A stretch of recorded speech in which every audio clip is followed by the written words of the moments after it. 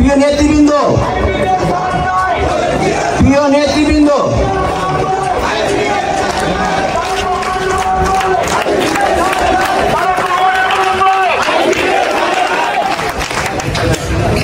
প্রিয় নেতৃবৃন্দ, 10 নম্বরে অতি নিকটে কাফরুল থানা কিন্তু অবস্থিত।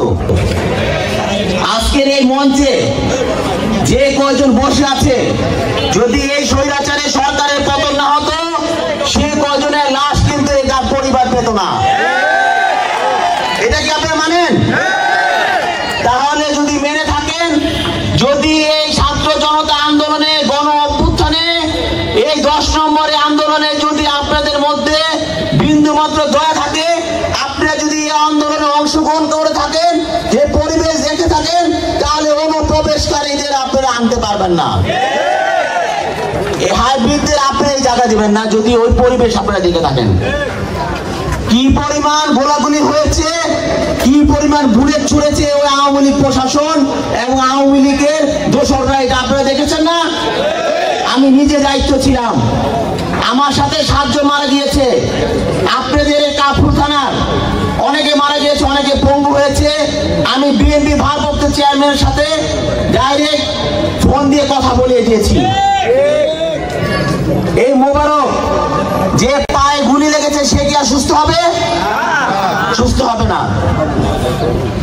এই যে যারা অনেকে 2টা কিডনি বাদ হয়ে গিয়েছে, দেশের পরিবেশ কিন্তু অনুকূলে নয়। গতকাল সারা রাত ওই ঢাকা ইউনিভার্সিটি হয়েছে, আপনি দেখেছেন, সারা রাত ভরে হয়েছে। আমরা কিন্তু এই পরিবেশ চাই নাই, আমরা ওই পরিবেশ চেয়েছি।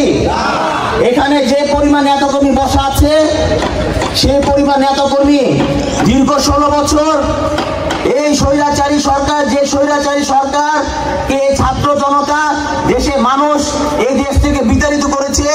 গত 16 বছর এ আমাদের যুব দল, ছাত্র দল, অঙ্গ সংগঠনের নেতাকর্মীদেরকে গুম করেছে, বিচার বহির্ভূত হত্যাকরণ করেছে, তারপর মামলা হামলা দিয়েছে, নির্যাতন করেছে। 60 লক্ষ নেতাকর্মীদেরকে মামলা দিয়েছে।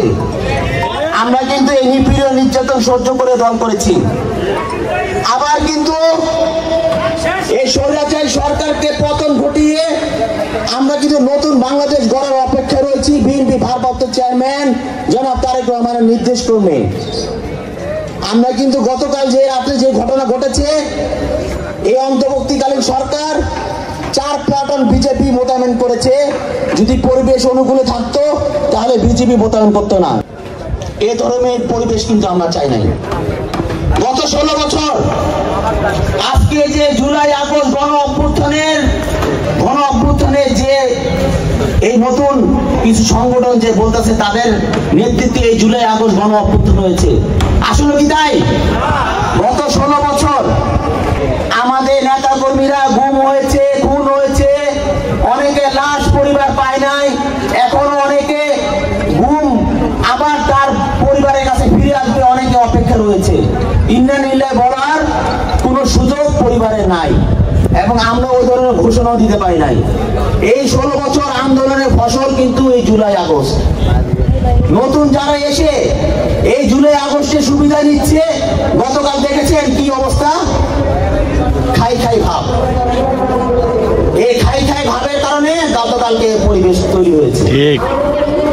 আমাদের কিন্তু হারানোর কিছু নাই, আমরা সব হারিয়ে ফেলেছি, আমাদের সব হারিয়ে গেছে। আমাদের ওই যে হাফিজুল বাবু বলেছেন, আপনাদের সদস্য সচিব, তার সন্তান মৃত্যু হয়েছে, জানাজা দেওয়ার সুযোগ তার কপালে রয় নাই, এই স্বৈরাচারী সরকারের কারণে, এই পুলিশ বাহিনীর কারণে।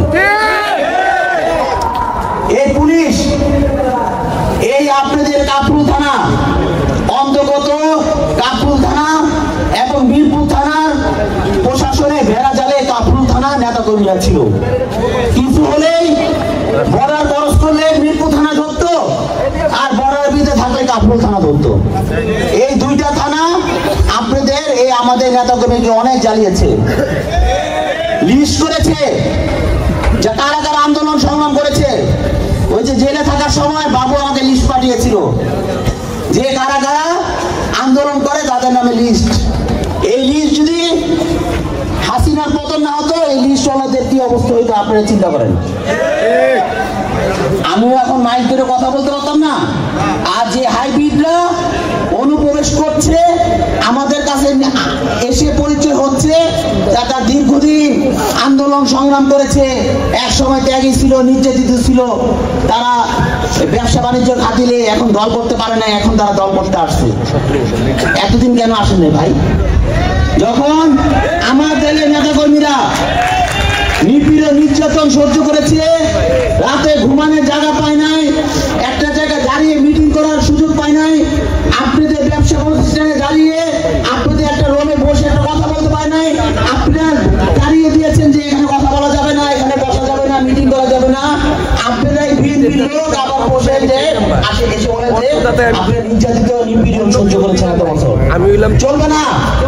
এই ধরনের হাইব্রিডদের দলে জায়গা দেওয়া যাবে না। যারা বিন্দু মাত্র সহযোগিতা আমাদের দলের নেতা কর্মীদেরকে করে নাই। অনেকে আছে দলকে পছন্দ করছে কিন্তু আওয়ামী লীগের সাথে ব্যবসা করছে, তাদেরও জায়গা নাই, তাদেরও জায়গা দেওয়া যাবে না। এই ধরনের ভালোবাসা আমার দলের দরকার নাই। যারা বিপদে আমার দলের নেতা কর্মীদেরকে জায়গা দেন নাই। এখন দেখা যায় কিছু নতুন দল ওই আওয়ামী লীগদেরকে নতুন ঠিকানা দিচ্ছে, ছাত্রলীগদের ঠিকানা দিচ্ছে, নতুন নতুন কমিটি দিচ্ছে, ছাত্রলীগের প্রেসিডেন্ট সেক্রেটারিদেরকে আবার নতুন করে এনে আবার অন্য সংগঠনের দায়িত্ব দিচ্ছে। বিজ্ঞানপুর নেতা কর্মীরা